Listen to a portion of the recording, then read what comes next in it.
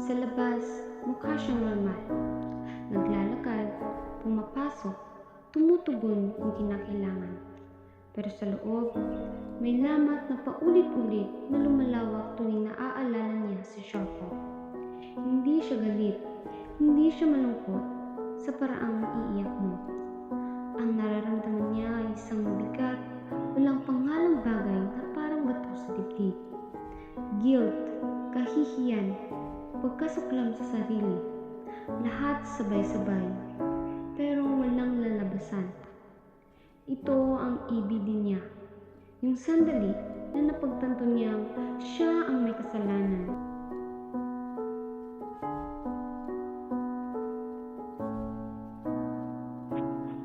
Ito si Shoko Nishimiya. Ipinanganak siyang bingi. Sa klase, hindi niya marinig si teacher. Walang interpreter, walang captions. Kaya, bumagsak siya. Hindi dahil mahina siya, kundi dahil wala siyang access para matuto. Para makipag-usap, notebook at sign language ang gamit niya. Pero imbis na intindihin, pinagtatawanan siya, binubuli. Hindi lang padinig ang kinuha ng katahimikan. Kinuha rin ito ang tiwala niya sa sarili. Akala niya, siya ang may problema. Pero hindi si Shoko ang sira. Yung classroom ang nisira.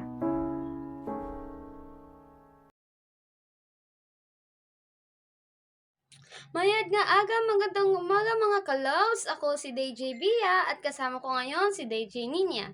At ngayon, pag-uusapan natin ang A Silent Voice. Panibagong movie, panibagong kalaman at panibagong awareness para sa inyo. Magandang umaga ulit mga ka-loves, maayong buntag. Yes, partner, a silent voice ang bida natin ngayon. Si Shoko Nishimiya na may hearing loss. At si Shoya Ishida na dati niyang bully. Pero pareho silang dumaan sa Emotional at Behavioral Disorder o EBD.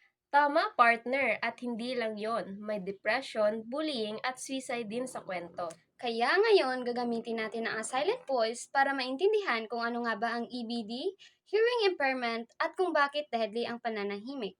Bago yan, ano ba talaga ang EBD? Ang EBD ay tumutukoy sa mga mental health at behavioral challenges na nakakaapekto sa isang estudyante na matuto at mag-adjust sa classroom. Yes, tama ka dyan, partner. Kasama na rin dito ang ADHD, ODD, conduct disorder, at anxiety disorder. Iba-iba ang itsura nila pero pare-pareho lamang ang epekto. Ito ay nahihirapan ng mga bata sa emosyon at behavior niya. At ang hearing impairment naman ay bahagya o kumpletong kawalan ng kakayahang makarinig sa isa o dalawang tenga. Pwede itong mild, severe, at moderate. Pwede rin pansamantala o permanente. Sa case ni Shoko Nishimiya, siya ay may hearing loss. Paalala lang mga ka-loves, huwag nating gagamitin ang term na deaf. Dapat ay person with hearing loss. Ang bullying at isolation sa school ay hindi lang nakakasakit ng damdamin. Sinisira nito ang mental health, ang self-worth at minsan pati ang kagustuhang mabuhay. Yes, partner, pinapakita ng a silent voice kung paano ang simpleng panloloko na nagiiwan ng sugat na dinadala hanggang sa pagtanda. At isa pa, kulang ang suporta, walang counseling at walang guidance kina Shoko. At hindi lang gobyerno ang may trabaho dito, kailangan ng buong community. Una, kailangan magpondo ng gobyerno at mag-train ng SPED teachers, interpreters at counselors.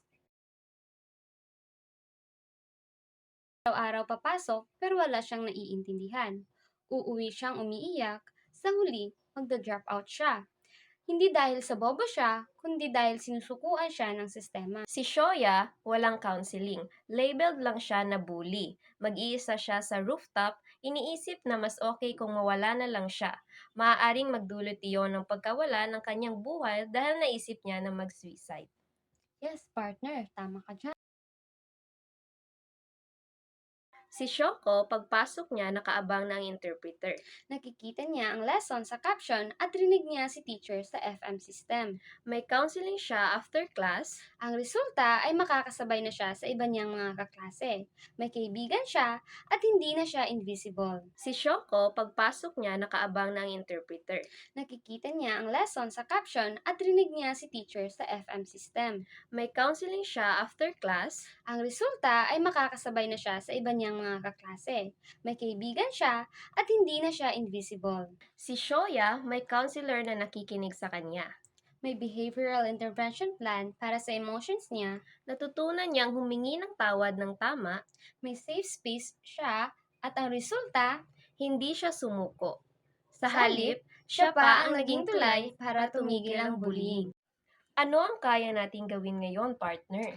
yes, hindi mo kailangan naging teacher para makatulong. Kung may kaklase kang may hearing loss, humarap ka kapag kinakausap mo siya.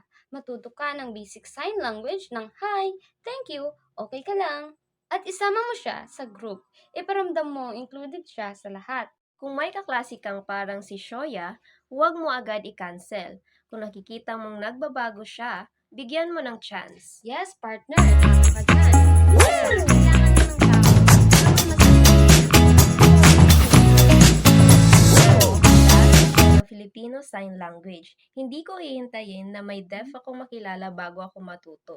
Yes, partner, mabuti yan. Ako naman, hindi na ako tatahimik kapag may nakikita akong binubuli.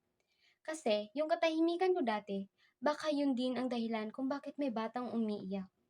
Yan ang Silent Voice! Ang tanong, handa ka na bang basagin ang katahimikan? Kami, handa na! Eh kayo!